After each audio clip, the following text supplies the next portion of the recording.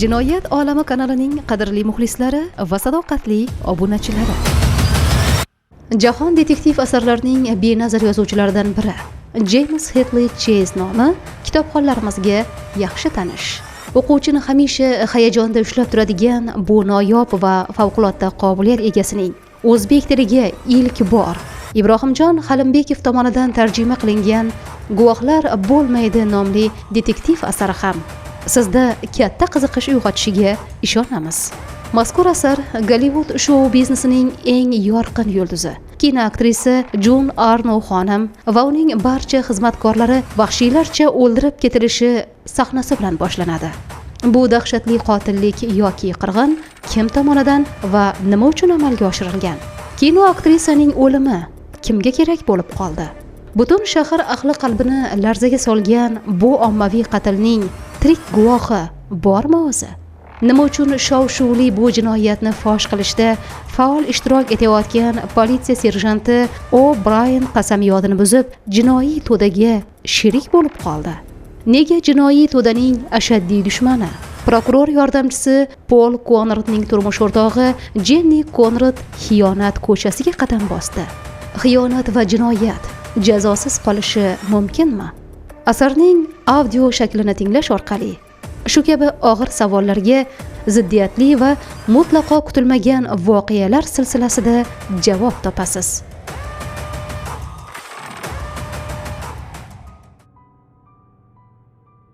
James Hadley Chasening Guvohlar bo'lmaydi romani. Tarjimon Ibrohimjon Xalimbekov. 3-bob. Politsiya boshqarmasi vakili kapitan Makkenning sochlari tikka va kalta olingan. Yelkalari omborning eshigidek juda keng. Umuman olganda unda buqaga o'xshashlik alomatlari bor edi. Ayniqsa u g'azabdan quturib, kichkina, botiq ko'zlari qonga to'lgan paytlarda uning nigohi nafaqat ayb ish qilib qo'ygan politsiyachilarni, balki eng ashaddiy jinoyatchilarni ham zir titratardi. Bu kech u formada emasdi.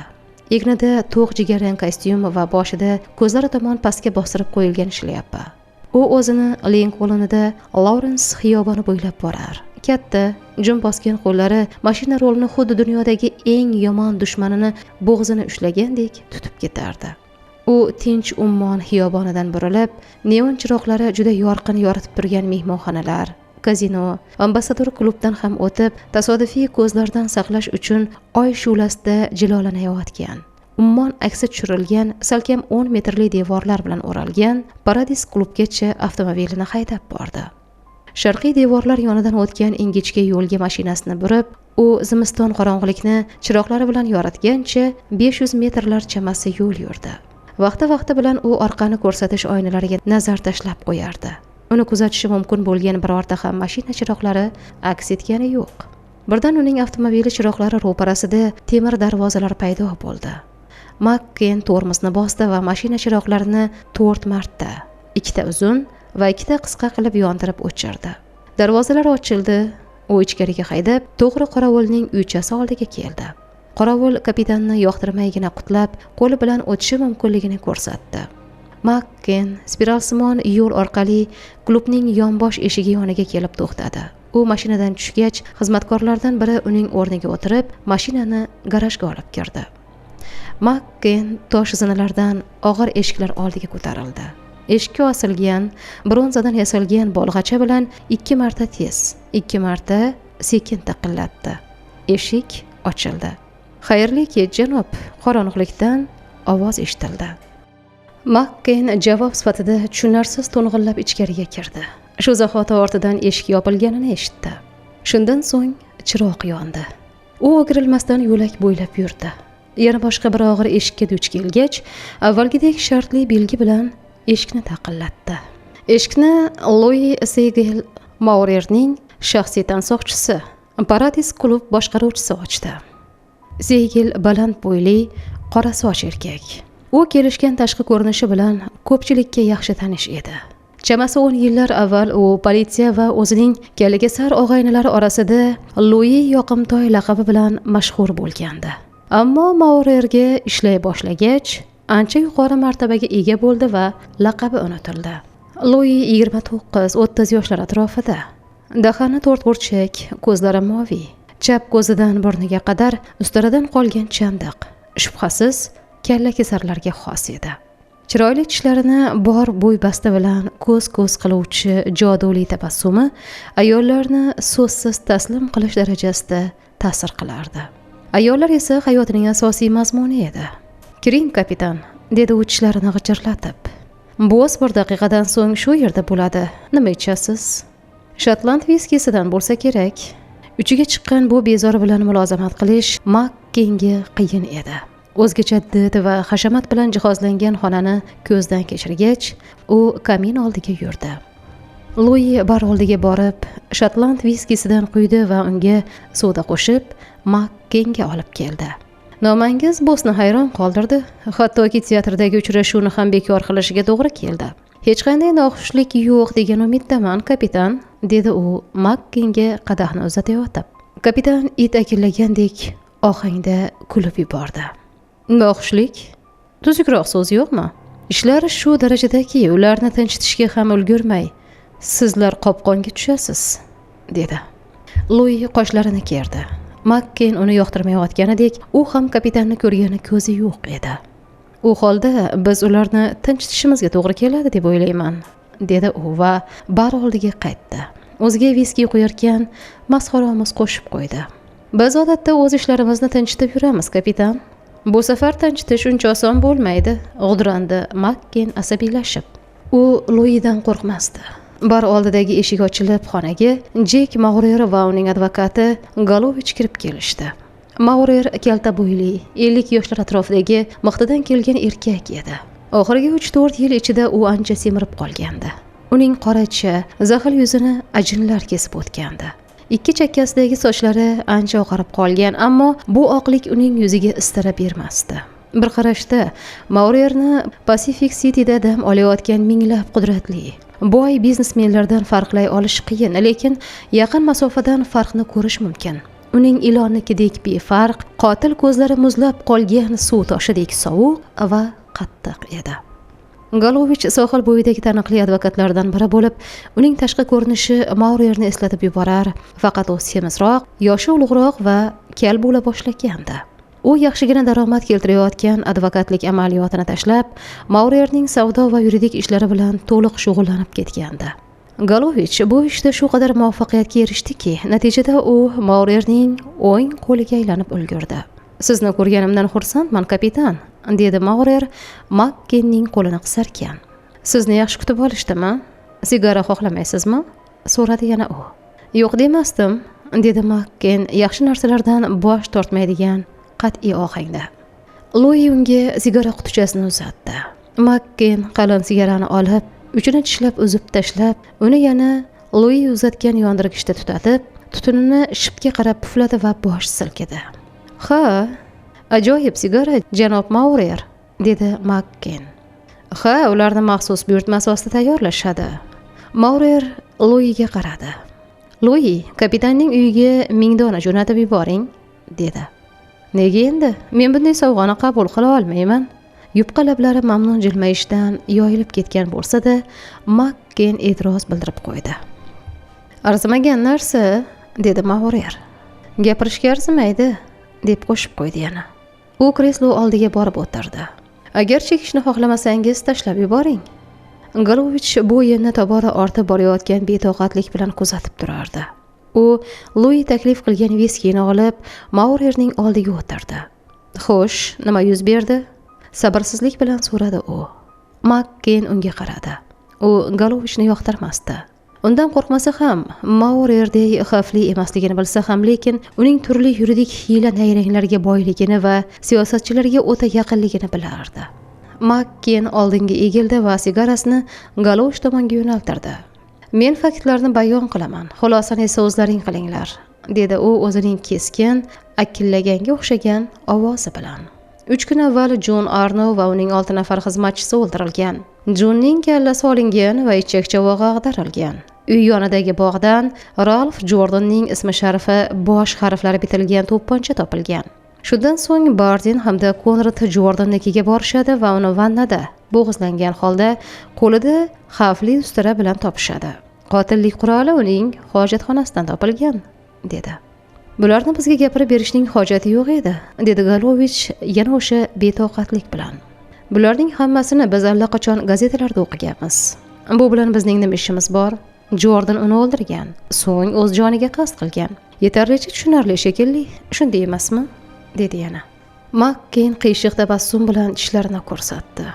Ha, yetarlicha oddiy bo'lib ko'rinyapti. Bardinga ham, menga ham, matbuotga ham boshqa hech qanday isbotning keragi yo'q edi, ammo Konrad deganlari ham bor, dedi. Kapitan qizarib ketgan ko'zlari bilan sigaret tutatib o'tirgan Maurerga qaradi. Kallakesarning yuzi har qanday ifodadan mosuvo, befarq ko'zlari esa toqat bilan gilamga tikilgandi. U nima o'ylayotgani bilan bizning nima ishimiz bor? So'radi Galovich jini qo'sib. Bizga nima? Dedi yana. Balki sizning ishingiz yo'qdir, biroq Konrad ancha muammo tug'diradiganlardan. U ahmoq ham emas. Menga ishonishingiz mumkin, janob Maurer. U sizga qarshi nimadir topganga o'xshaydi. Menga shunday tuyulayapti. Maurer unga keskin qaradi. Uning qalin lablari masxaromuz qiyshaydi. U shubhali, aqlli yigit, javob berdi Maurer. Shunday ekan, bu shaharda ikkalamizga ham joy yetarli ekanligini u tushunib yetish kerak. Balki yetarli emasdir, yovuz ohangda gapirdi Makken. U Jordan o'ldirilgan deb o'ylaydi. Maurerning tabassumi yana yoyildi. Va bu qotillik ortida u albatta meni turibdi deb o'ylaydi. Mushukni bosib o'tib ketishsa ham bu ishni men qilgan deb o'ylaydi u. Nima bo'pti?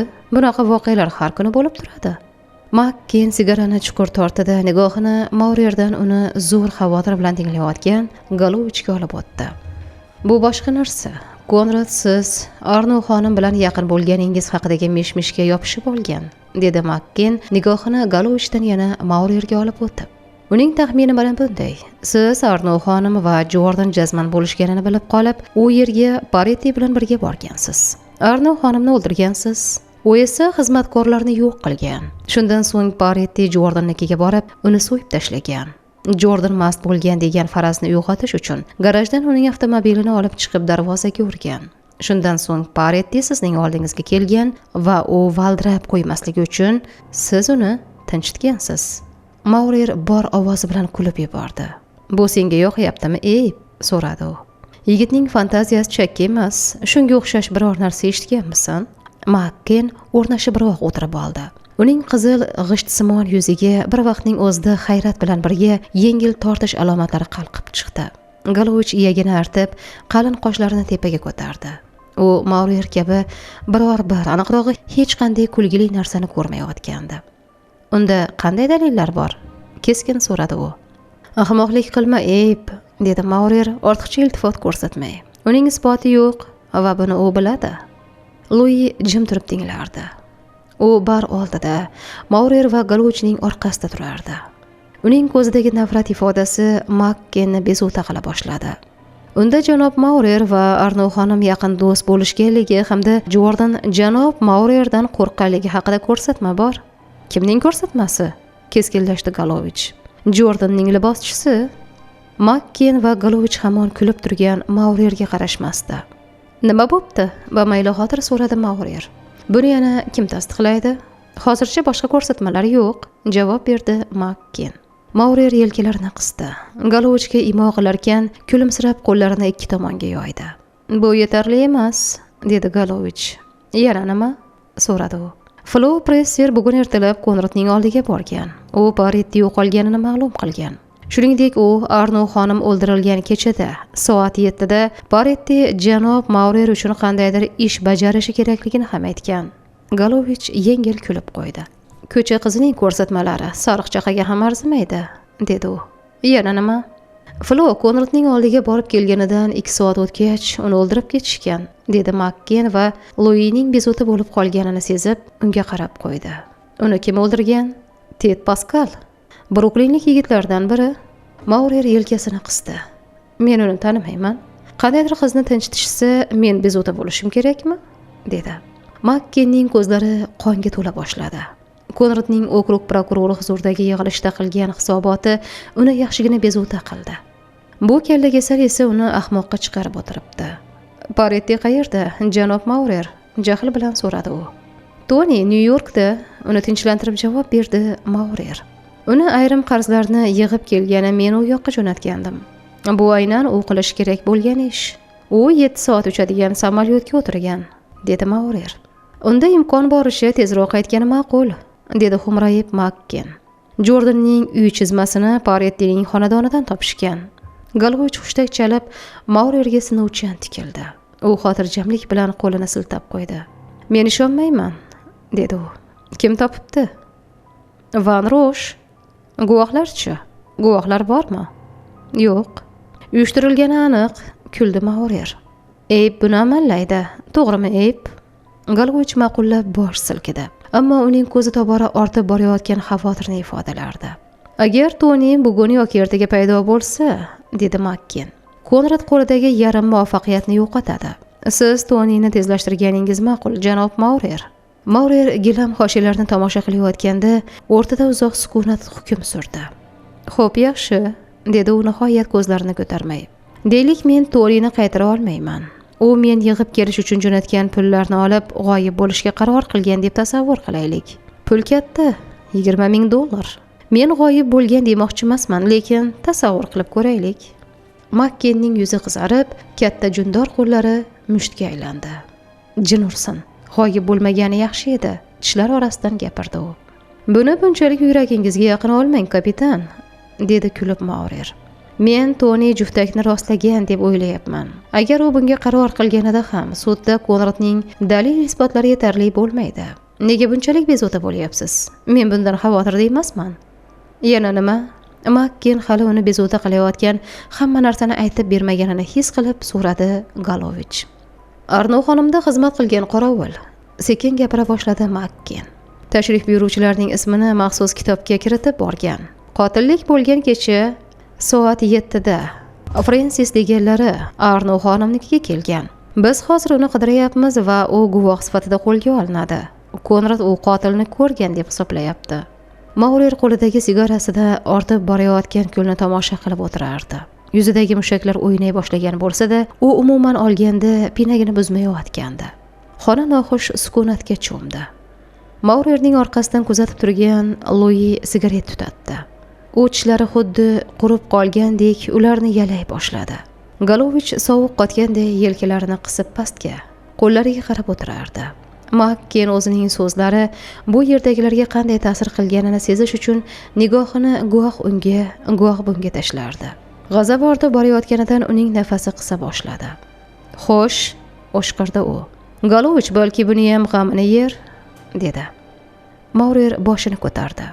Uning ma'nosiz ko'zlarida olov yongandek bo'ldi. Uning tik nigohiga dosh bera olmay, Makkenning ko'zlari yana ham kichrayib ketgandek edi. "Men kapitan bilan gaplashmoqchiman", muloyimlik bilan gapirdi Maurer. Galovich shu zahoti o'rnidan turib, Louis bilan birga xonadan chiqib ketdi. Ular ortidan eshik yopilgach, Maurer oyoqlarini chalkashtirib oldi. Og'zidan sigarani chiqarib, oldinga engashdi va uni kuldonga siltadi. U Makkenga qaramasdi. Kapitan esa bahaybat mushlarni tizzasiga qo'yganicha qizarib o'tirardi. Terlab ketganidan yuziga moy surkab qo'yilganga o'xshardi. "Sen uning ismini Fransis Coleman dedingmi?" to'satdan so'radi Maurer ovozi xirillab. "Ha, kim u?" so'radi Maurer. "Gapning ochig'i, janob Maurer." "Kim u?" ovozini ko'tarmay qaytardi Maurer. Biroq Makken tahdidni sezdi. Kinodagi ishsiz statist qotillik ro'y bergan tunda u Glendale Avenue'dagi ijrada turgan xonasidan chiqib ketgan. Artistlarni ishga joylash agentligida uning yangi manzili yo'q, dedi. "U Arno xonimni taniganmi?" "Arno xonimning so'nggi filmida uning kichik roli bo'lgan", dedi Makken. "Sizlar hozir uni qidiryapsizlarmi?" "Ha, biz uni bir necha soatdan so'ng topishimiz kerak." Maurer bosh silkidi. "Sizlarda uning fotosurati bormi?" Makken ichki cho'ntagidan fotosurat oldi. "Men buni ishxonamdan oldim", dedi. Maurer suratni olib unga qaradi. So'ngra uni kresloning qo'l qo'yib o'tiradigan joyiga yuztuban qo'ydi. U birdan boshini ko'tarib jilmaydi. "Siz hammasini ichib bo'ldingizmi, kapitan? O'zingizga quyib oling." "Yo'q, rahmat", javob berdi Makken. Tabassum uni aldamagandi.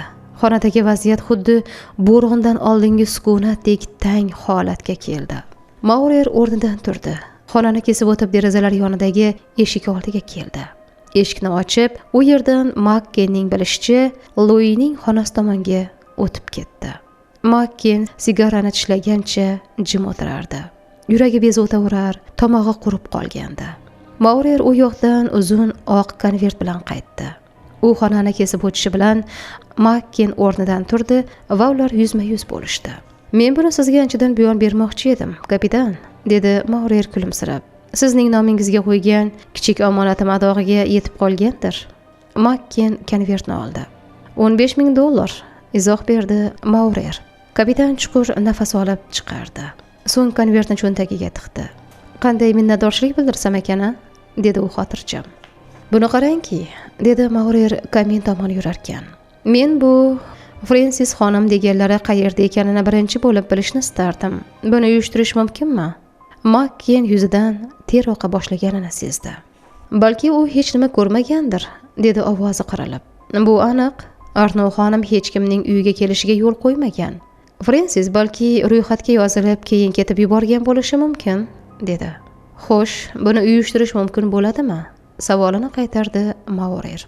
"O'ylashimcha, men o'z odamlarimga uni topishlari bilan men topshiriq bermagunimcha hech narsa qilmasliklarini buyurdim. Men okrug prokuraturasi bilan bog'lanishga va'da berganman. Ular Fransis bilan o'zlari shug'ullanishmoqchi. Men uni birinchi bo'lib ko'rishim kerak. Uning manzilini ma'lum qilishganida, iltimos, bu yerga qo'ng'iroq qilsangiz, Lui kutib turadi", dedi Maurer. "Okrug prokurori ham kutadi", xotirjam gapirdi Makken. "Bu ishda ehtiyot bo'lganim ma'qul, janob Maurer. Men sizga yarim soatdan ortiq vaqt bera olmayman." Maurer kulib Makkenga yaqinlashdi va uning yelkasini qoqib qo'ydi. "Bu vaqt menga yetib ortadi", dedi. "Nahotki siz hammasini ochiq-oydin ayta olmaysiz?" portladi kapitan. "Konradning dalillari asoslimi?" Siz dedi. Maurer Makkenning gapini bo'lib, uning qo'lidan ushlab eshikka yetakladi. "Unda dalillar bo'lmaydi", dedi asta Maurer. "Men sizga va'da beraman." U eshikni ochib, Makkenni ohistalik bilan tashqariga itardi. "Xayrli tun, kapitan. Hamkorlik uchun minnatdorman. Biz sizdan xabar kutib qolamiz." Klubdan chiqib ketuvchi tor yo'ldan mashinani haydab borayotgan Makken o'zini qafasga tiqib qo'yilgandek his qilib, sohil bo'yiga chiqquncha so'kinib ketdi. Golovich xonaga kirib eshikni yopdi va kresloda o'tirgan Maurer oldiga asta yurib keldi. Ular bir-biriga qaramay uzoq vaqt jim turishdi. Maurer o'ychan sigara chekishda davom etardi. Golovich qo'lini orqaga qo'yib, lablarini qimtigancha kutib turardi. "Parettini olmasligim kerak edi", birdan gap boshladi Maurer. "Bu xato edi. Lekin men uni yigitlarimning eng yaxshilaridan deb bilardim. U uy chizmasini o'z uyida qoldirgan va uni o'sha yerdan topishgan. Tasavvur ham qila olmaysan", dedi. Golovich ko'zini yumdi. Birozdan so'ng ko'zini ochib, chuqur xo'rsindi. "Tushunishim bo'yicha bu ayolni siz o'zingiz o'ldirganmisiz?" so'radi u jur'atsizlik bilan. Maurer boshini ko'tardi. Uning qalin qoshlari tepaga ko'tarildi. "Bu menga katta lazzat bag'ishladi. Men uni ogohlantirganman. Men uni Jordandan nariroq yurishini ogohlantirganman. U va'da bergan, ammo o'sha iflos bilan uchrashib yuravergan", dedi Maurer. "Bu ishni o'zing qilishing shartmidi, jin ursin?" o'zidan chiqib ketib so'radi Golovich. "Forest faqat shuni kutib yurganini tushunmayapsanmi? Unga biror marta imkon bermay, shuncha yil toza yurding. Endi u bu imkoniyatni qo'ldan boy bermasligini tushunmayapsanmi? U ayoldan qutulmoqchi ekansan, nega bu ishni Luiga topshirmading?" Maurer kuldi. "Bu faqat menga tegishli ish edi, Eyb", javob berdi u. "Men bu ishdan lazzat oldim. Ro'parasida paydo bo'lganimdan keyin Arnoning yuzini bir ko'rsang edi." U o'zini nima kutayotganini tushundi. Arno qanchalik taniqli va o'ziga ishongan ayol bo'lmasin, lekin unda jasurlik yetishmasdi. Sen uni ko'rganingda edi. Uning ko'zlarini ko'rganingda edi. Maurer yana kuldi va bu beo'xshov kulgidan Galovichning badani titrab ketdi. "Sen uning o'kirganini eshitganingda edi. Bu ishni faqatgina o'zim qilishim kerak edi. Zinhor uni boshqa birovga topshira olmasdim." Galovich qo'llari bilan yuzini artdi. "Bunaqada tashkilotni barbod qilishimiz mumkin, Jek", bezovta bo'lib gapirdi u. "Sindikatga bu yoqmaydi." "Sindikat o'shqirdi Maurer. Uning ovozi birdan qahrga to'ldi. Jonimga tegdi bu sindikat. Nima qilishim kerakligini ular menga o'rgatishmasin. Galovich ortiga o'girilib kresloga borib o'tirdi. U o'zining karat holga tushgani va qo'rqib ketganini Maurer ko'rishini xohlamasdi. Agar o'sha Fransis seni ko'rgan bo'lsa, dedi Galovich. Xavotir olma, xotirjamlik bilan uning gapini bo'ldi Maurer. U haqda bosh qotirishadi. Fransis Kolimansiz esa Forestning harakatlari chippakka chiqadi. U nimanidir boshlashi mumkin, ammo hech narsaga erisha olmaydi. Koliman o'yindan chiqib ketsa, ishni yopa olasanmi? Yopa olaman, lekin avval u yo'q bo'lishi kerak, dedi Galovich. U yo'qoladi. Makken uning qayerda yashirinib yotganini ma'lum qiladi va politsiyani safarbar qilishdan yarim soat oldin bizga xabar beradi. Galovich biroz o'ylanib qoldi. Biz tavakkal qila olmaymiz, Jek, keskin gapirdi u. Yaxta tayyor turish kerak. Bu qiz o'lsa, katta shov-shuv ko'tariladi. Sen bu ishdan uzoqroq bo'lganing ma'qul. Sengacha yetib borishlariga imkon bermaslik uchun baliq oviga chiqib ket. Yomon taklif emas. Loaqal hammasi tinchiguncha, dedi. Maurer yelkalarini qisdi. Bu ish bilan shug'ullanishni Luiga topshiraman. Yaxta hamisha tayyor. Makken qo'ng'iroq qilishi bilan men kemada bo'laman. Qiz bilan kim shug'ullanadi? So'radi Galovich. Luini chaqir, bu uning ishi, dedi Maurer.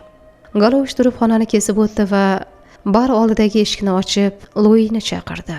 Lui xuddi tuxum po'stlog'i ustida yurgandek ehtiyotkorlik bilan kirib keldi. U ahmoq emasdi. Eshitganlaridan shuni tushundiki, Maurer Jon Arnoni o'zi o'ldirgan va endi u kutilayotgan oqibatlardan qo'rqayotgandi. Maurer endi bitta xato bilan hammasi vayron bo'lishini bilardi. U oxirgi 10 yil davomida faqat orzu qilish mumkin bo'lgan martabaga erishish uchun yuqoriga intilib tirmashib yashadi. Pul, ayollar, hashamatga yo'l uning uchun endi ochiq edi. Bularning hammasini yo'qotib qo'yish mumkinligi haqidagi fikr uni telbalarcha darg'azab qilardi. Lui, qizni gumdon qilish kerak, dedi Maurer birdan maqsadga ko'chib. Makken uning qayerdaligi haqida xabar beradi. Sen shu zahoti o'sha yerga jo'nashingga to'g'ri keladi. Konrad ishga kirishguncha bizda yarim soat vaqt bor xolos. Lui Maurerga qaradi. Bu qiyin vazifa, janob Maurer, dedi u. Kalavaning uchini suv tagiga yashirish uchun bu juda qisqa vaqt. Ish qanday bajarilishi meni qiziqtirmaydi. Asosiysi u bajarilishi kerak. Kimlarni olasan?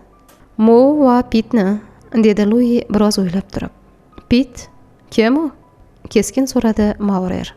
Pit Vayner. Arziydigan yigit. Shu paytgacha odam o'ldirmagan, lekin qachondir boshlash kerak-ku. Bu haliga yuzida tug'ma dog'mi, holmi, nimasidir bormi? So'radi Maurer qovog'ini solib. Xuddi o'sha. U juda gapga usta, tili burro, otasi vazir bo'lgan. Bizga xonadonga ortiqcha shovqinsiz kira oladigan yigit kerak. Pit buning uddasidan chiqadi. Agar u eplay olmasa, Mo o'zi ishni tinchitadi. Uning qo'lidan keladi. U kuchli, dedi. Tug'ma dog'i bor bu yigit menga yoqmaydi, dedi Maurer. U juda e'tibor tortadi.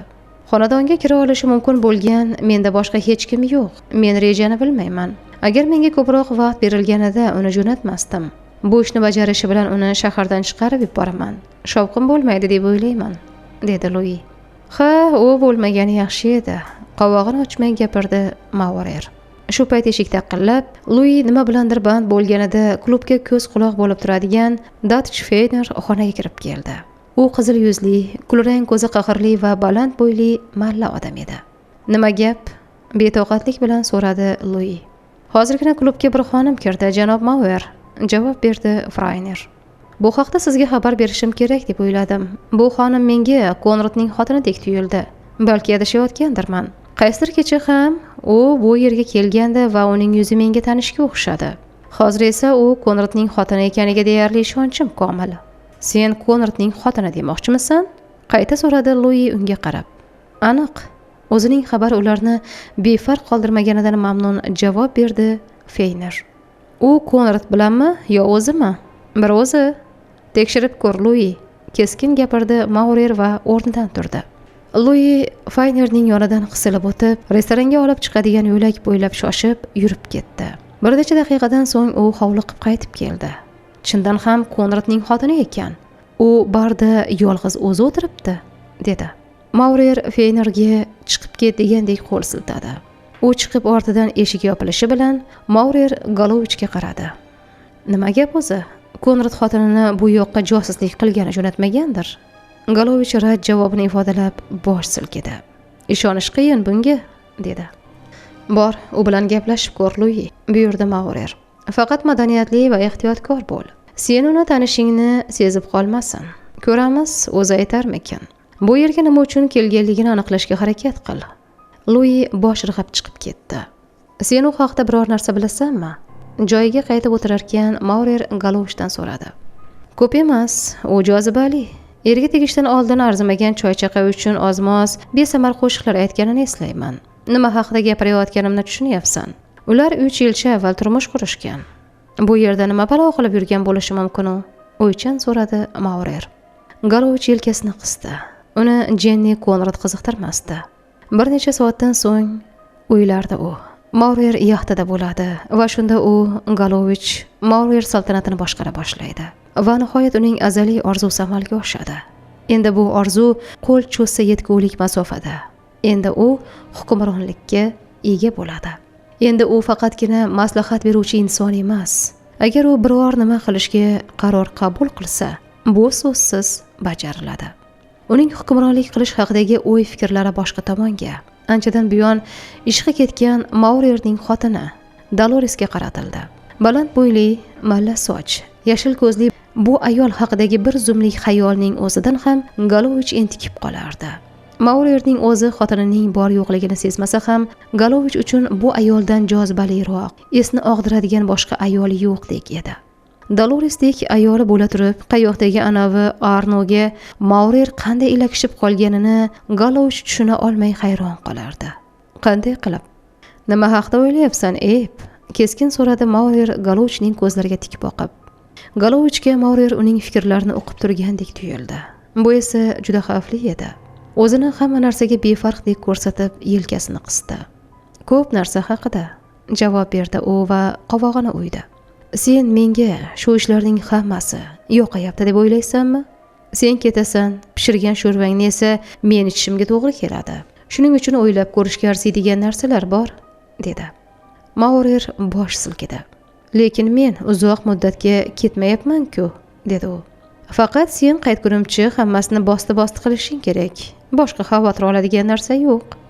Galovich kimdandir xavotir olish kerak bo'lsa, bu Maurerning o'zi ekanligini o'yladi. Lekin hech narsa demadi. Jenni Konrad mijozlar bilan to'lib toshgan barga hadiksirab ko'z yugurtirdi. Eshik og'asi oldidan o'tarkan, unga do'stlarini kutayotganini aytdi. Bu yerda yolg'iz o'zi keluvchi ayollarni yoqtirishmasdi. Klubning butun boshli o'z qizlar to'dasi bo'lib, chetdan keladigan raqobatchilar bu yerda qutulanmasdi. Jenni o'tgan safar bu yerga kelganida u bilan yoshi o'tgan baqaloq bir erkak juda tez til topishgan. O'sha erkak butun kechani Jenniga latifalar aytib, yeguliklar ulashib o'tkazgandi. Jenni uchun o'shanda u juda zerikarli odamdek tuyulgan bo'lsa-da, hozir u shu yerda bo'lishiga umid qilayotgandi. Ammo u bu yerda ko'rinmasdi. Bu kech klubda yolg'iz erkaklar yo'qdek tuyuldi va Jenni o'zini noqulay seza boshladi. U bir o'zi uzoq vaqt stol yonida o'tira olmasligini yaxshi tushunardi. Barmen unga zimdan, yaqin o'rtadagi ikki qiz esa ochiqdan ochiq ijirg'anib qarashardi. Agar uning ketishiga to'g'ri kelsa, u o'zini ancha tahqirlangan deb hisoblardi. Buning ustiga u soatlab libos tanlab, pardoz andoz qilgan, taksiga ham bu yerga yetib kelish uchun tuzukkina haq to'lagandi. Boshqa birorta joyga borishni esa u xohlamasdi. Har holda pulning biror bir tanishi yo hamkasbi bu manzilga kelmas edi.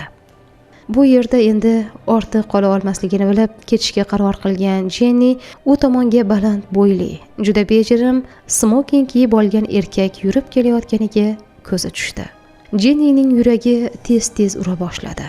Erkakning ozg'in yuzi va chap ko'zidan burnigacha tushgan chandiq uni xavotirga soldi.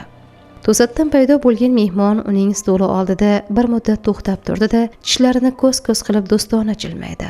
Ishonchsizroq bo'lsa-da, Jenni ham unga javoban kulib qo'ydi. Biroq unga nisbatan paydo bo'lgan qiziqishini yashirishga harakat qildi. "Yigitingiz sizni noqulay vaziyatda qoldirganini aytmassiz?" dedi Lui u tomonga engashib. "Ha, shunday", dedi u soatiga qarab. u kech qoldi, lekin keladi.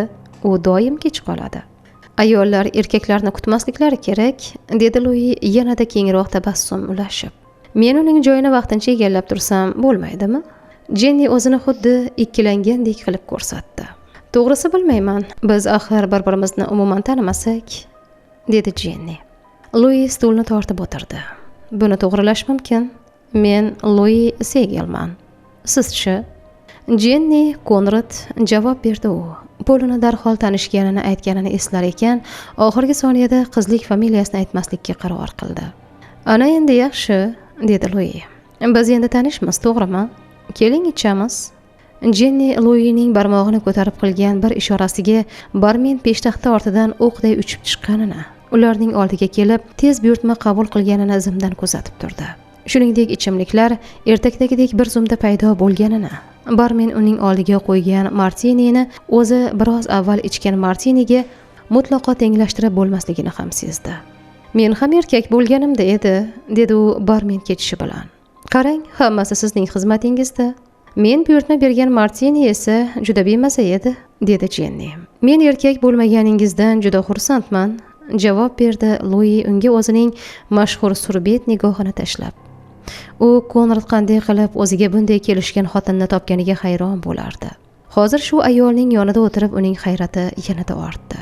Bir necha kun avval bu yerda sizni ko'rmaganmidim, so'radi u. Jenni bosh irg'adi. Men ahyon-ahyonda bu yerga mo'ralab turaman. Menga bu yer yoqadi. Bu barni yaxshi bilasizmi? So'radi Jenni. Juda yaxshi, tirjaydi Lui. Bu shahardagi tungi klublarning eng yaxshisi, dedi. U qadah ko'tardi. Davomiy va ajoyib do'stlik uchun, deya qadahni bir ko'tarishda bo'shatdi. O'zingiznikini ichib qo'ying, davom etdi u. Keling yana bir qaytaramiz. Jenni itoat etishga tayyor edi. Barmen shu zahoti buyurtmasiz ham ikkita qadah olib keldi. Jenni Lui unga qarab turganida uning ko'zlaridagi hayratni sezmay qolishi mumkin emasdi albatta. U Lui xavfli ekanini tushunadigan darajada tajribali edi. Bunday odam faqat suhbat bilan kifoyalanib qolmaydi. Juda qisqa fursat ichida qayergadir birga borish haqidagi taklif tushishi aniq edi. Luining qanchalik yaqinlashishiga izn berish haqida o'ylab, Jennining yuragi yanada tezroq ura boshladi. Qachondir unda tanlash imkoni qolmaydigan vaqt kelishini u xayoliga ham keltirmagandi. U o'zining har qanday vaziyatdan chiqib keta olishiga ishonardi. Biroq Luini maqsadi yo'lda to'xtatib qolish qiyinligini u bilmasdi.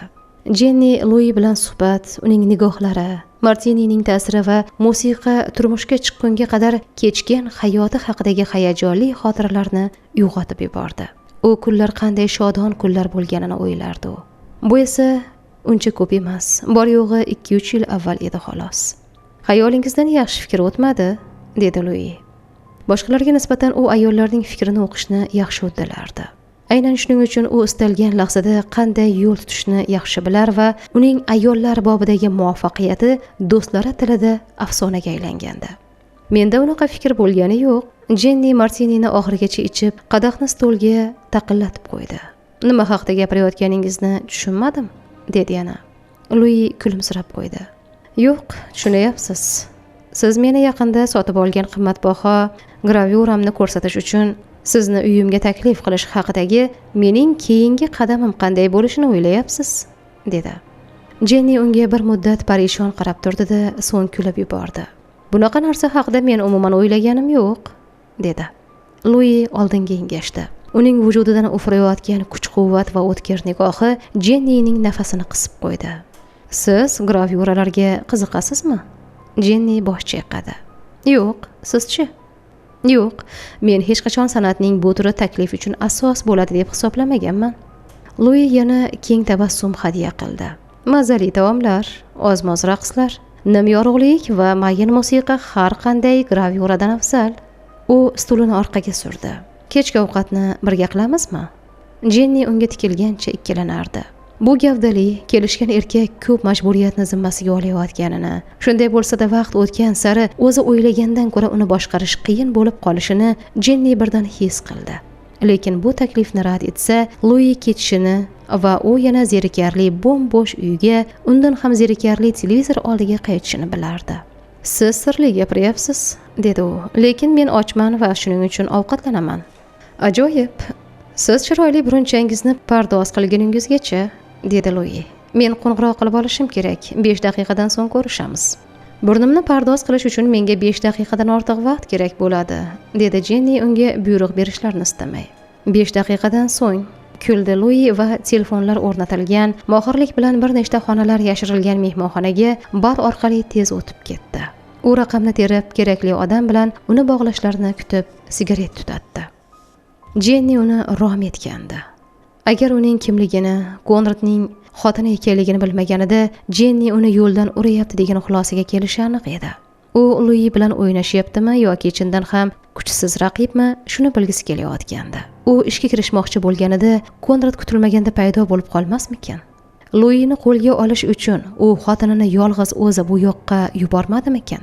Lui bunga shubhalanardi, ammo o'yinni ehtiyotkorlik bilan olib borishga qaror qildi. Go'shakdan Mo Glebning to'ng'illagan norozi ovozi eshitildi. "Nima kerak?" dedi u. "Senga ish bor", o'zini tanishtirmasdan gapirdi Lui. "Sizlar Pit bilan bu ishni bajarishlaring kerak, tushunarlimi? Pit ishni bajaradi. Sen esa g'ildiraklarning g'amini yeysan. Pitni qidirib top va men qo'ng'iroq qilmagunimcha telefon oldida o'tiringlar. Men manzilni olishim bilan uni sizlarga beraman", dedi Lui. "Obbo, hammasi toza bo'lishi uchun avval u bu narsalarni tayyorlab olmaymizmi?" Uning ovozida hadik bor edi. "Sizlarda vaqt bo'lmaydi. Ish manzil qo'lga olinganidan keyin yarim soat ichida bajarilishi kerak. Shundan so'ng politsiya ishga kirishadi. Juda muhim ish. Mo, xatoga yo'l qo'ymanglar. Men seni mas'ul etib tayinlayman. Tushundingmi?" "Bo'pti", dedi Mo. "Buni hech qanday iz chiqarmay tez bajarasan. Shu daqiqadan boshlab men xohlagan payt qo'ng'iroq qilishim mumkin. Yaqin atrofda bo'linglar." Lui shunday deya gapini tugatib, go'shakni joyiga qo'ydi. Shundan so'ng u yo'lak bo'ylab xonasi tomon shitob bilan yurib o'tib, eshikni ochdi. Maurer va Galovich hamon o'sha yerda edilar. Ular bilan endi Maurerning xotini Dolores ham bor edi. Dolores Luining idealidagi ayol. Hech bir ayol uning ehtirosini bunchalar junbushga keltira olmasdi. Dolores u uchun qorli, Everest kabi qo'l yetmas cho'qqida ekanini bilar. Shunga qaramay u Luiga uni o'ylab tunlarni bedor o'tkazishga monelik qilmasdi. Dolores Maurerga pul va hukmronlik uchun turmushga chiqqandi. Lui buni bilardi. Bu martabani ushlab turish Doloresga qimmatga tushayotganini ham fahmlardi. Maurer uchun ayollar muammo emas. Barmog'ini qimirlatsa bas, istagan qiz uning ixtiyorida edi. Kaliforniya qirg'oq bo'ylaridagi artistlar birlashmalari, tungi klublar va teatrlar ustidan nazorat unga oddiy statistlarga ham, yulduzlarga ham birdek hukmronlik qilish hokimiyatini berardi. Hattoki ertaklardagi kabi davlati bilan ham Jon Arno Maurerning izmida edi.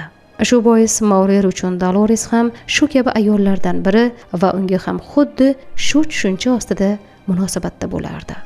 Bar oldida kumushrang zangora, zar yuritilgan kechki ko'ylakda o'tirgan Doloresni Luining nigohi nishonga oldi.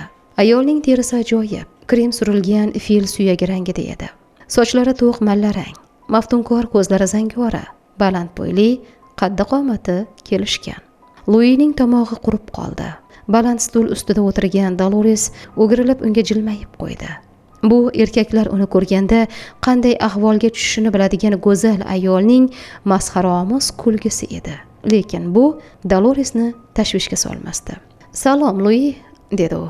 "Ishqi sarguzashtlaring davom etyaptimi? Men seni bir malla soch bilan ko'rdim. U senga yo'qdimi?" dedi. Luining yuzi o'zgardi. U tezda Maurerga, so'ng Galovichga qaradi. Lui Galovichning Dolores ishqida aqldan ozib yurganini va uning imkoniyati borligini bilardi. Agar Maurerga biror narsa bo'lsa, Galovich nafaqat tashkilotga, balki Doloresga ham egalik qila boshlaydi. U yana Dolores Galovichni ham, Maurerni ko'rgani ko'zi yo'qligini ham bilardi. Lekin bu semiz qariya ham Maurerdek pul va hokimiyatga egalik qilsa, Dolores Galovichni tanlaydi. "Bas qil", luqma tashladi Maurer va unga xumrayib qarab qo'ydi. "Agar jim o'tira olmasang, ketganing yaxshi", dedi yana. Men jimman, Jek", javob berdi Dolores tabassum bilan. "Menga xuddi dekoratsiyaga qaragandek qaranglar", dedi. Maurer Luiga qaradi. "U bu yerda nima qilyapti ekan?" dedi. Lui yelkasini qisdi. "Bilmadim, u men bilan ovqatlanishga rozi bo'ldi. O'zini tanishtirdi. Hozir ozroq kayfi ham bor. Agar o'zini qanday tutayotgani bo'yicha xulosa qilsak, u kuchsiz raqib. Biroq u meni hali onasi tog'isidan ketmagan bir mishqi sifatida qabul qilayotgan bo'lishi mumkin. Faqat seni emas, Lui, mazax qilib gapirdi Dolores. Istagan odamni, lekin seni emas. U sening bag'ringda bo'lish va o'tli nafasingni his qilish orzusida o'lib qolayotganiga aminman. Buni kim ham xohlamaydi, dedi. Lui g'azabdan qizarib ketdi. U nimadir deb javob bermoqchi bo'lib og'zini ochdi-yu, vaqtida o'zini to'xtatib qoldi. Hech qanaqasiga tushunmayapman. Nima uchun aynan senga bu ishni bajarishni topshirishdi? Nega senga? Nega menga emas? Men allaqachon bir g'aram odamni gumdon qilib ulgurganman. Sen esa birortani ham. Pit bosh irg'adi. Axir men ham qachondir boshlashim kerak-ku. U oldinga engashib, Frans Kolimanning fotosuratini oldi va unga tikilib qoldi. Men shunaqasidan boshlamoqchi edim, dedi yana. Ha, jinursin, irshaydi Mou.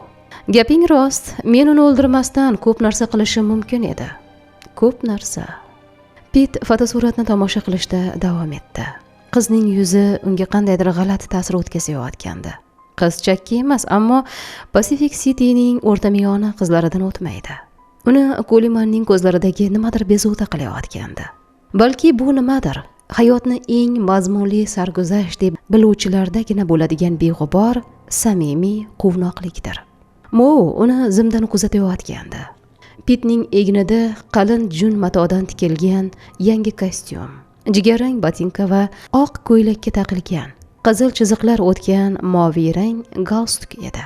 Bu yigit, o'yladi Mou, kollejning olifta birinchi bosqich talabasiga o'xshaydi. Gaplashish ham xuddi shunaqa. U Moudan katta bo'lishi mumkin emas. 22-23 yoshlar atrofida. Agar tug'ma dog'i bo'lmaganida kinoda tusha oladigan darajada chiroyli bo'lardi, degan qarorga keldi Mou. Lekin bunday dog' bilan uzoqqa bora olmaysan, dedi yana ichida. Nima uchun bu ishni qilishimizni Lui senga tushuntirdimi? Kutilmaganda so'radi Pit. So'raganim yo'q. Unga bunday savol bergudek bo'lsang, tishlaringni almashtirish g'amini ham ko'rib qo'yishing kerak, dedi Mou o'ziga yana qahva quyib. Bu oddiy ish, tushunyapsanmi? Hech narsadan xavotir olish shart emas. Bu qanday qilinishini bilasan-ku, to'g'rimi? dedi yana. Ha, bilaman, javob berdi Pit va og'ir, karaxt qiyofaga kirdi. Uning derazadan ko'chaga tikilib qarab turishidan Mou tashvishli bezovtalikni his qildi. Bu yigitning gapga hushi yo'q bo'lishi mumkin, tentakka o'xshab, deya o'yladi u. Pit mana shunday tikilib qolganda Mouning u bilan bir xonada o'tirgisi kelmasdi. Xuddi shu payt telefon jiringladi. Men olaman, dedi Mou va apparatga qarab yugurdi. Pit yana suratga qaradi. Qiz uni ko'rganda yuzida qanday ifoda paydo bo'lishini tasavvur qildi. Boshqa qizlar kabi uni ko'rgandagi ijrig'anish hamda qo'rquv hissi Kolimanni ham mahv etadi va nigohi so'nadi. Pit ichida sovuq, qattiq kuldirashni sezdi. Aqldan ozdiruvchi bu dilgirlikni o'ylab, chakkalarida qon ko'pirdi. Bir mahallar u o'zining tashqi ko'rinishiga e'tibor bermaslikka urinar, o'zini tirjayishga va qizlarda qoldiradigan ilk ta'sirotni yengib o'tishga majbur qilardi. Lekin birinchi ta'sir hislarini yengib o'tishni u hech qachon uddalay olmasdi.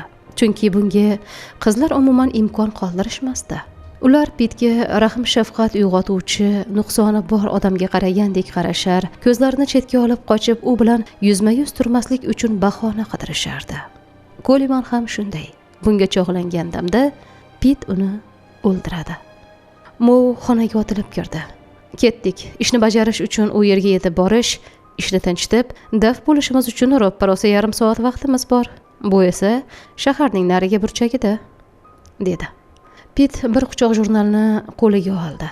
Pidjagi tagida osilib turgan, tig'i ustaraday o'tkir, uzunligi odamning bilagiday keladigan ingichka xanjarni tekshirib ko'rib, Mouning ortidan kir zinalardan pastga, yo'l chetida turgan qadimiy Packard oldiga yugurdi.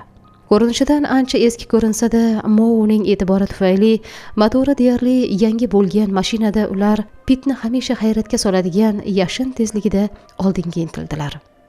Biz bunday qilamiz, dedi Mou. Men u shaloq aravada qolaman va motorni o'chirmayman. Sen borib qo'ng'iroqni chalasan. Agar eshikni uning o'zi ochsa, jurnallar yordamida o'sha komediyangni o'ynab berasan. u seni ichkariga taklif qilishiga erishishing kerak. Agar boshqa odam ochsa, Koliman xonimni chaqirib berishini so'ra. Tushunarlimi? U bilan yakkama-yakka qolishing kerak. Go'yo qo'y og'zidan cho'p olmagandek tut o'zingni. Tushunarlimi?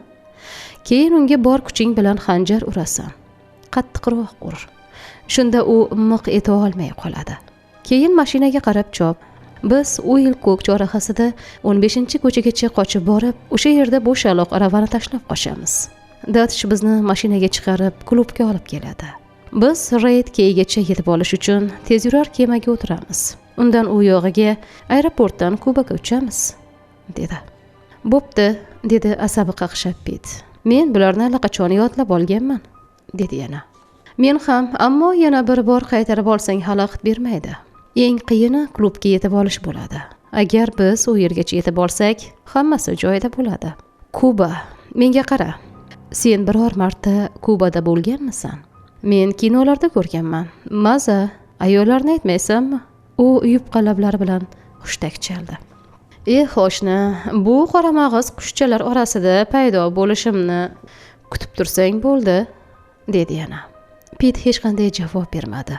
U Mouni deyarli eshitmasdi va hayotida hal qiluvchi lahzalar yetib kelgani haqida o'ylardi. Bir necha oydan buyon kimningdir jonini olishga to'g'ri kelishi, tabiat u bilan qanday yo'l tutgan bo'lsa, u ham kimgadir chandonroq hisob-kitob qilish haqida o'ylardi. Hozir esa vujudida sovuq bir kuch yig'ilayotganini seza boshladi. Mana bu ko'cha Mo 5 daqiqa yo'l yurganidan so'ng Lennox Avenue. Koliman bu yerda qandaydir Banti Boydnikida yashayapti. Seni bu xavotirga solmasin. Xalaqit berma, uni ham o'ldir, dedi. Mo tezlikni pasaytirib, mashinani uzundan uzoq ko'p qavatli uylar qatori bo'ylab haydab bordi. Ana bu yerda, ko'chaning u tomonida, dedi.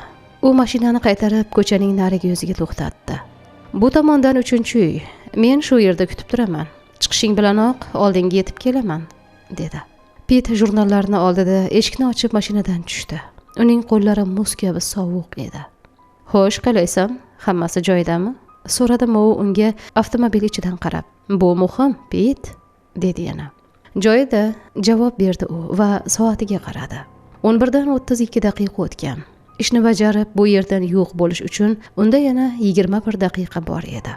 U hech narsani o'ylamaslikka harakat qilib, uy oldiga tez yurib yetib keldi. Hammasi joyida bo'ladi, derdi o'ziga o'zi.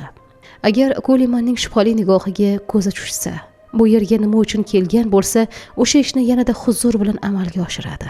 U ikki tomoni o'tloq orasidan o'tgan yo'lakdan yuqoriga qarab yura boshlaganida, birinchi qavatdagi pardalardan biri chetga surildi. Pit asosiy eshikka olib boruvchi zinalarga qadam bosdi. Eshikda ism-sharif yozilgan 4 ta peshlavha va ularning yonida 4 ta qo'ng'iroq tugmalari joylashgandi. U yozuvlarni o'qidi. Boydning xonadoni 2-qavatda edi. Kutilmaganda Pit uni kuzatishayotganini sezib qoldi. O'girilib, u 1-qavatdagi parda yana o'z joyiga tortib qo'yilganini ko'rdi. Uning ortidan erkak kishining mavhum soyasi ko'zga tashlanardi. Pit Boyd xonadonining qo'ng'irog'ini bosib, asosiy eshikdan kichikroq dahlizga kirdi va zinadan yuqoriga ko'tarila boshladi.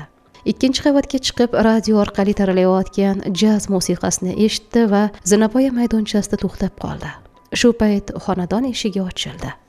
Pit og'zi qurib qolgani va yuragi zarb bilan urayotganini his qildi. Yuzi va yorqin sochlari xuddi shokolad qog'ozlariga tushirilgan chehraga o'xshash qiz jilmayib maydonchaga chiqdi. Uning chehrasi birdan nursizlanib qolganini sezish qiyin emasdi. Pit kutayotgan nigoh juda tez paydo bo'ldi va u hozir har qanday ishga qo'l urishini tushundi. Ichidan toshqinday otilib chiqayotgan g'azabdan jumbushga kelib, nafasi qisildi. Pit o'zini tabassum qilishga majbur qildi va mayin, sokin ovozda so'radi. Marhamat qilib aytsangiz, Koliman xonim uydami? Siz Fransisning oldiga keldingizmi? So'radi qiz. Demak, siz Bert Stevens ekansiz-da. U hozir chiqadi, 1 daqiqa kutib turing, dedi. Pit gapirishga ham ulgurmay qiz baland poshnalari bilan keskin burilib xonadonga chopib kirib ketdi. Pit pijagi ostidagi xanjarning sopini mahkam ushlagancha kuta boshladi. Agar Koliman maydonchaga chiqqanida, Pit bu ishni bir zumda amalga oshirardi. ikkinchi qiz ularning yolg'iz qolishlariga imkon bermasligi mumkin bo'lgan xonadondan ko'ra bu yerda ishni tinchitish anchayin oson va xavfsiz edi. Muz kabi sovuq g'azab va kimningdir joniga qasd qilish istagi Pitning butun vujudini egalladi. Qiya ochiq eshik orasidan Bantining pichirlab aytgan gapini u eshitib turardi. U juda qo'rqinchli. Sen u bilan birga keta olmaysan, Frensi. Shunday keta olmaysan. Pit kutyapti. Uning yuragi gupillab urayapti. Miyasiga qon quyilyapti. Mana, yana eshik ochilib quyosh nuriga to'lgan maydonchaga o'sha qiz, Fransis Koliman chiqdi. U go'yoki fotosuratdan sirg'alib tushganday edi. Faqat bo'yi Pit kutganidan ko'ra pastroq ekan. Uning ajoyib qomatini hatto moviy rang, arzon matodan tikilgan qo'pol ko'ylak ham yashira olmasdi. Och qo'ng'ir sochlari yelkasiga tushgan, betakror tabassumi maftunkor va o'ta samimiy. Ko'zlari esa Pit uni birinchi marta fotosuratda ko'rgandek boqib turardi. Fransisdan ufurib turgan yoshlikning sehrli go'zalligi Pitni karaxt qilib qo'ydi. U tabassum yo'qolib, ijirg'anish qiyofasi paydo bo'lishini kutayotgandi. Barmoqlari xanjar sopini mahkam ushladi. Ammo tabassum yo'qolmadi. Golimanning yuzi quvonchdan porlab turar, go'yoki u chindan ham Pitni ko'rganidan baxtiyor edi. "Siz Bert bo'lsangiz kerak", dedi u yaqinlashib va Pitga qo'lini uzatdi. Terri siz uning o'rniga bormoqchiligingizni aytdi. Bu siz tomonidan ko'rsatilgan juda marhamatli ish. Agar kelmaganingizda men nima qilishga ham hayron edim, dedi qiz. Pitning qo'li xanjar sopini qoldirib sirg'alib chiqdi. U Kolimanning sovuq panjalarini o'z kaftida his qildi. Fransisning yuzidan tabassum yo'qolishini kutib unga tikilarkan, bu qizning nigohlarida mutlaqo qo'rquv yo'qligini birdan tushunib yetdi. Banti ham zinapoya maydonchasiga chiqdi. Uning ortidan shu zahoti baland bo'yli, baquvvat, sochlari tiflatikanniki tik va kalta oldirilgan, qulog'igacha tirjaygan bir yigit paydo bo'ldi. Uning egnida did bilan dazmollangan sport shimi, shim ustidan suratlarga boy osilgan ko'ylak. Qo'lida qizil oq rangda yo'l-yo'l chiziqli kiyim xaltasi bor edi. Hali ham Pitning qo'lini ushlab turgan Fransis o'girilib, Bantiga jilmaydi. "Xo'sh, nihoyat tayyormasizlar?" so'radi u. "Bastir agar biz shoshilmasak, dengiz sathi ko'tarilishiga ulgurmaymiz", deyapti. "Bert, bu Bastir Walker", dedi Fransis Pitga qarab. "Banti bilan esa sen tanishib ulgurding, shunday emasmi?" dedi yana. Pit unga jilmayib qo'l uzatgan bu barzangiga nazar tashladi. Yigitning ko'zlarida zarracha ijirg'anish, hech qanday hayrat emas, balki faqat xayrixohlik bor edi xolos. "Tanishganimdan xursandman", dedi Bastir. "Seni ertaroq ogohlantirib qo'ymaganimizdan afsusdamiz. Bularning ikkalasi ham mening zimmamga tushganida ochig'i nima qilishga ham hayron edim. Men Bantini arang eplayman", dedi. Pit tushunarsiz g'o'ldirab uning qo'lini siqdi. "Balki bu jurnallarni qoldirib, ularni qaytganimizda olib ketarsan", so'radi Fransis va jurnallarga qo'lini cho'zdi. Pit Fransisga ularni olishga ijozat berdi. U qizning xonaga qaytib kirib, chiqishda stolchaga jurnallarni qo'yishini, so'ng eshikni yopishini lom-mim demay kuzatib turdi. "Ana endi ketdik", dedi Fransis va uning tirsagidan ushlab oldi. Pit qizning o'zini yetaklab ketishiga itoatkorlik bilan bo'ysundi. U nima qilishni bilmasdi. Xayollari chalkashib ketdi. Uni ko'rib qochib ketmagan, aksincha qo'lidan ushlab yurib borayotgan bu qizga hozir hamla qila olmas, shunchaki sovuqqonlik bilan tashlana olmas edi. Agar bu Banti bo'lganida ish allaqachon bajarilardi. Ular zinadan dahlizga tushganlarida Bastir Pitdan so'radi. "Bert, Terri senga qayoqqa bormoqchi ekanligimizni aytgandir?" Pit unga yelkasi osha qaradi. "Yo'q, aytmadi", dedi. "Bu Terriga xos", xitob qildi Bastir. "Voy sodda-yi, biz kunni plyajda o'tkazmoqchimiz, keyin esa istirohat bog'ida dam olamiz", dedi. "Bastir meni charxpalakda aylantiraman deb tasavvur qilyapti", dedi Banti. "Lekin u juda adashyapti. Men u yerda Bastir Walker, u yoqda tursin, hatto amerikalik kinoaktyor Grigoriy Pek bilan ham bormagan bo'lardim", dedi. Bastir kulib yubordi. "Agar seni ko'tarib ketishga to'g'ri kelsa ham, men bilan birga borasan", dedi. U asosiy eshikni ochib, qizlarni o'tkazib yuborish uchun chetga turdi. "Mening mashinam uyning orqasida", davom etdi u Pit bilan birga qadam tashlashga harakat qilib. "Mashinam lat yegani uchun uni garajda ta'mirlashga qoldirganman", dedi yana. Pit ko'z qiri bilan birinchi qavatdagi derazaning pardasi yana surilganini, uning ortida turgan qandaydir erkak esa tezda yashiringanini sezdi. "Qari chol yana poylayapti", dedi Banti nafrat bilan. "Uning ishi faqat parda ortidan poylash", deya qo'shimcha qildi. "Balki u yolg'izdir", e'tibor qildi Fransis. "Balki u hech qayerga chiqmas", dedi yana. "Obbo, muncha ham soddasana, Fransis", betoqatlik bilan gapirdi Banti. "Sen hatto eng daydi itni ham hamisha oqlashga tayyorsan. Aslida esa u bor vaqtini odamlarni poylash bilan o'tkazadigan qari, isqirt pianista xolos." Pit yuziga yana qon tepganini sezdi. "Mana gap qayoqda ekan?" o'yladi u. Rahm shafqat, Frensi hammaga rahmi keladiganlardan. Mana nima uchun Pitning yuzini ko'rganda uning eti seskanib ham qo'ymadi. U albatta ichida seskanib ketgan, ammo Pitning hamiyatiga tegmaslik uchun sirtdan o'zini sipo tutgan. Pit ko'ksi qaytadan qisayotganini sezdi va qo'lini pidjagi ostidagi xanjarga cho'zdi. Pakkard 20 qadamlar narida turardi. Agar u Fransisga hozir zarba bersa, yigit bilan Banti dahshatdan o'zlariga kelgunicha mashinaga yetib oladi. Ammo Fransis bilan Banti bir necha qadam oldinda. Baster esa uning yonida ketayotganligi uchun bu o'zini o'zi aldash edi. U Pakkard oldinga o'tib, so'ng to'xtaganini ko'rdi. Qiziq, u hozir nima haqida o'ylayapti ekan? Birdan uning eti junjikib ketdi. Mo o'zi harakatga kirishishi mumkin. Balki u avtomobildan o'q uzar.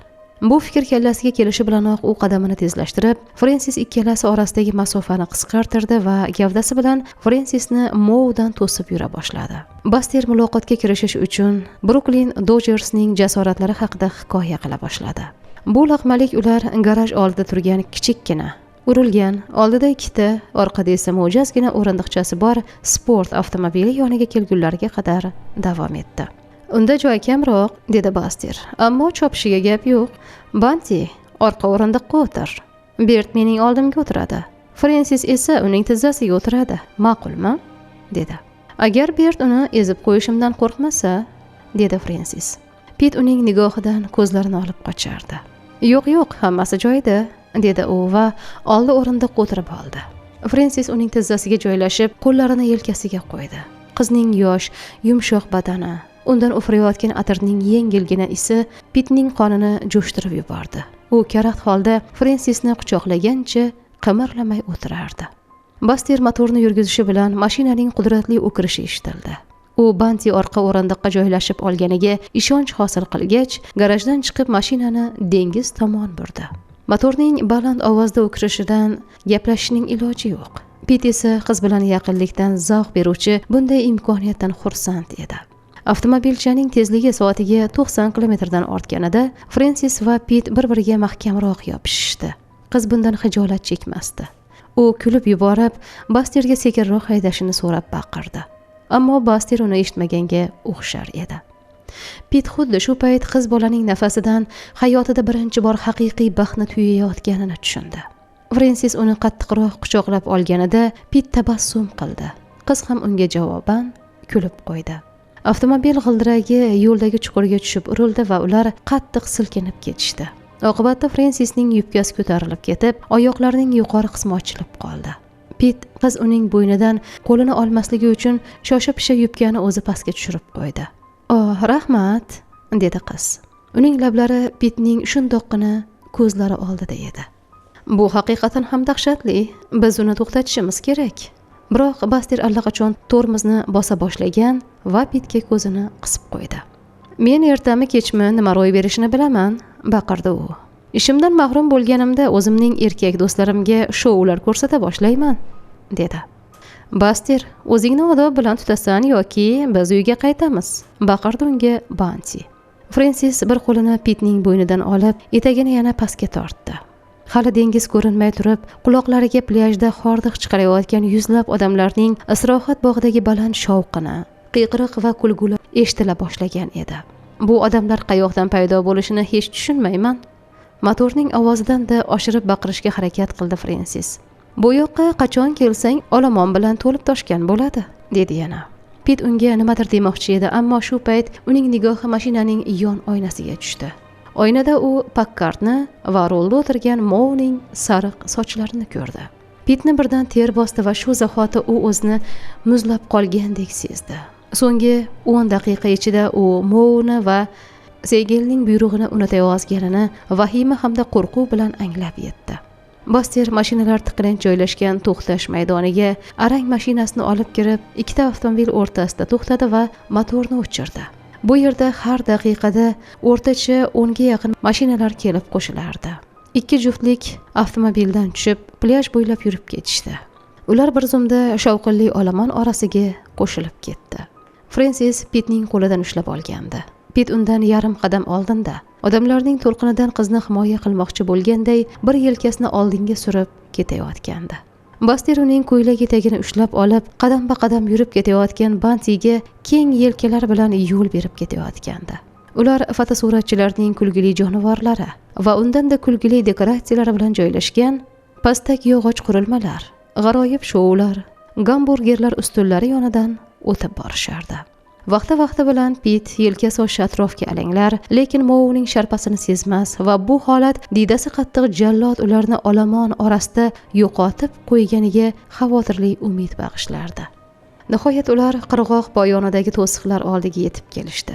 Sal nariroqda o'z quvonchini namoyon qilish va bir-biridan o'tkazib qichqirish maqsadida qiyqirayotgan odamlarga to'la avtomobillar ilonizi estakatadan goh tepaga, goh pastga tushib sho'ng'ishar, gumburlagan ovoz butun atrofni tutib ketgandi. Falakka qarab o'zida kichik kabinalarni asta-sekin aylantirib olib chiqayotgan ulkan va bahaybat charxpalak osmonga tutashib paydo bo'la boshladi. Yana uzoq yurib ular nihoyat qirg'oq bo'yiga yetib kelishdi va oftobda toblanayotgan, koptok, stol tennis o'ynayotgan yoki shunchaki sayr qilib shovqin solayotgan odamlar bilan gavjum, salkam 1 chaqirimga cho'zilib ketgan qumlik chizig'ini ko'zdan kechirishdi. Uni qara, bu yerga shaharning yarmi ko'chib kelganga o'xshaydi. Mavjud sahnani istehzo bilan sharhladi Baster. Demak bunday, avval cho'milamiz, keyin biror nima yeb olamiz. Undan keyin istirohat bog'iga, attraksionlarga. E'tirozlar bormi? Sen o'zing bilan cho'milish kiyimini olganmisan? So'radi Fransis Pitdan. Pit bosh chayqadi. Men cho'mila olmasam kerak deb qo'rqaman, dedi.